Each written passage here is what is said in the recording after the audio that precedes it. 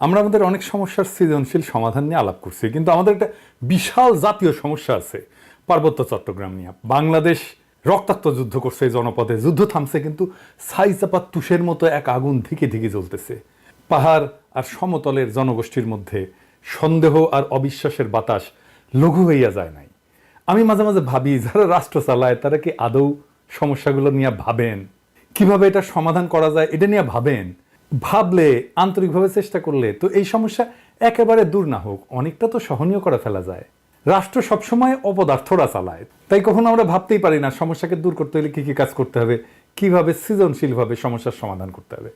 আজ আমি পার্বত্য চট্টগ্রাম ইস্যু নিয়ে আলাপ করব। আমার আলাপে সব সমস্যার সমাধান থাকবে না, তবে অন্তত একটা বড় সমস্যার সমাধানের বিষয়ে আলাপ করব। আশা করি বাংলাদেশের আপামর জনসাধারণ, সমতল এবং পাহাড়ের জনগণ আমার এই আলাপটাকে গ্রহণ করবেন। আসেন আল্লাহর নামে শুরু করি। এখন আলাপ হইতেছে আদিবাসী না উপজাতি এই বিষয় নিয়ে। আমি এই আলাপে এখনই ঢুকবো না, একটু টাচ করব আমার এপিসোডের একদম শেষ দিকে। আমার মতে সমস্যার মূলটা এই জায়গায় না, মূলটা মূলত দুইটা জায়গায়, একটা স্থানীয় আর একটা আন্তর্জাতিক।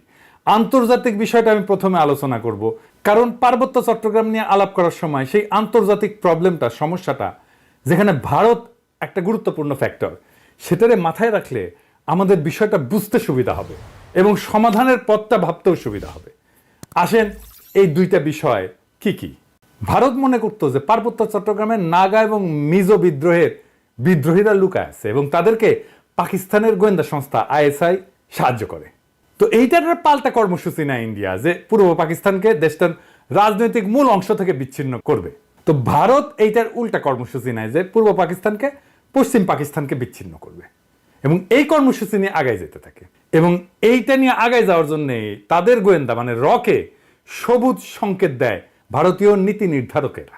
অনেক পরে ভারতের গোয়েন্দা সংস্থা তার কর্মকর্তা বি রমন এই সম্পর্কে বলছেন যে এই যে পূর্ব পাকিস্তান থেকে ভারতের উত্তর পূর্বাঞ্চলে আইএসআইয়ের চালানো কার্যক্রমের অবসান ঘটাইতে ইন্দিরা গান্ধী পূর্ব পাকিস্তানের বাংলাভাষীদেরকে পাকিস্তান থেকে বিচ্ছিন্ন হওয়া এবং বাংলাদেশ নামে একটা পৃথক রাষ্ট্র প্রতিষ্ঠার ব্যাপারে সহায়তা করতে হবে, এই সিদ্ধান্ত নেয়।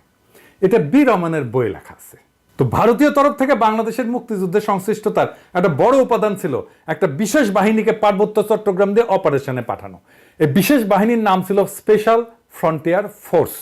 জেনারেল উবান ছিল এই ফোর্সের প্রথম ইন্সপেক্টর জেনারেল। 1962 সালের শেষ দিকে এই ফোর্সটা গড়ে উঠছিল। 71 সালে এই জেনারেল উবানি ছিলেন মুজিব বাহিনীর প্রশিক্ষক। মুজিব বাহিনী কি জানেন তো? ছাত্রলীগ, যুবলীগ আর আওয়ামী লীগের যৌথ গেরিলা বাহিনী। এরা কিন্তু যুদ্ধ করেনি, আর আজকে তারা মুক্তিযুদ্ধের সিপাহসালার হয়ে গেছে। শুধু তাই না, উবান ছিল রক্ষী বাহিনীরও প্রশিক্ষক। তাইলে বুঝতে পারতেছেন তো যে ইন্ডিয়ার প্ল্যানটা কি এবং কিভাবে সে প্ল্যানগুলো সাজাচ্ছে তার আশেপাশে। এবং পার্বত্য চট্টগ্রামে যখন 71-এ চূড়ান্ত অপারেশন হয়েছিল, তখন মুজিব বাহিনী না, স্পেশাল ফ্রন্টিয়ার ফোর্স নামে ওই আনকনভেনশনাল বাহিনীকেও ভারতীয়রা পার্বত্য চট্টগ্রাম দিয়ে বাংলাদেশে ঢুকায় দেয়। এবং এই স্পেশাল ফ্রন্টিয়ার ফোর্স অনেক দিন থাকে, এমনকি 1975 পর্যন্ত থাকে পার্বত্য চট্টগ্রামে।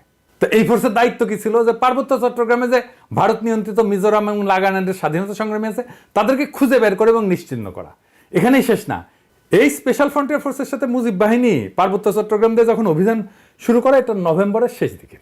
এরা ত্রিপুরা রাজ্য থেকে পার্বত্য চট্টগ্রামের পানছড়িতে প্রবেশ করে নভেম্বরের শেষে। একদল চাকমা তাদেরকে অভ্যর্থনা জানাইতে যায়, মনে করছে তাদের মুক্ত করতে আসছে। এই জন্য একটা খাসিও নিয়ে গেছিল বেচারারা। আহারে, মুজিব বাহিনী ও স্পেশাল ফ্রন্টিয়ার ফোর্স এই সদস্যদের খাসিটা নিছে, কিন্তু অভ্যর্থনাকারী সবাইকে হত্যা করছিল।